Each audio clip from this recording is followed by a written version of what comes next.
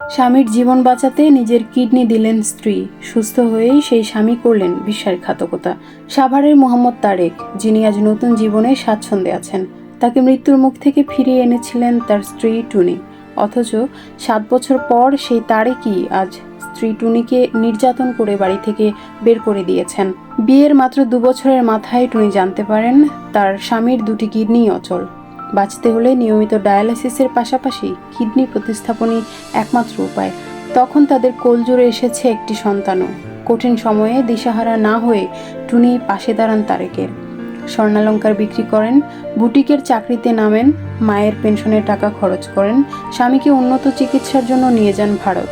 শেষমেশ নিজের একটি কিডনি দান করেন তারেককে, যাতে প্রাণে বাঁচে ভালোবাসার মানুষটি। টুনি ভেবেছিলেন এত কষ্টের পর তাদের সুখের দিন শুরু হবে, কিন্তু কিডনি প্রতিস্থাপনের পর বদলে যেতে থাকেন তারেক। ধীরে ধীরে তিনি এক তালাকপ্রাপ্ত নারীর সঙ্গে পরকীয়ায় জড়িয়ে পড়েন। শুরু হয় টুনির ওপর মানসিক ও শারীরিক নির্যাতন। একসময় তাকে মারধর করে বাড়ি থেকে বের করে দেন তারেক। বেদনাদায়ক সত্যি হলো, চিকিৎসার সময় তারেকের পরিবারের অনেকের কিডনি ম্যাচ করলেও কেউ এগিয়ে আসেননি। একমাত্র টুনি নিজের জীবন বিপন্ন করে স্বামীর জীবন রক্ষা করেন। অথচ সেই স্ত্রীকেই আজ তারেক এমন নিষ্ঠুরভাবে দূরে ঠেলে দিলেন। প্রশ্ন জাগে, মানবতা আজ কোথায়? একজন মানুষ এতটা নির্দয়, এতটা অকৃতজ্ঞ, এতটা নিষ্ঠুর কিভাবে হতে পারে?